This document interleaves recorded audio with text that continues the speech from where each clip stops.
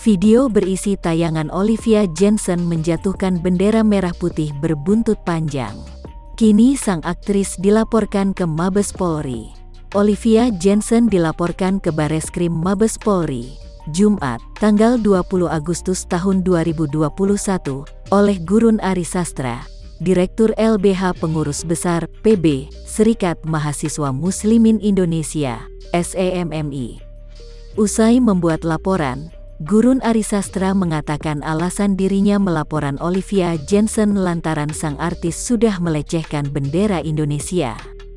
Gurun menilai harusnya Olivia Jensen sebagai publik figur memahami bahwa bendera merah putih Indonesia memiliki nilai sakral yang memang harus dihormati dan dihargai. Gurun menegaskan, sebagai manusia, ia sudah memaafkan Olivia Jensen.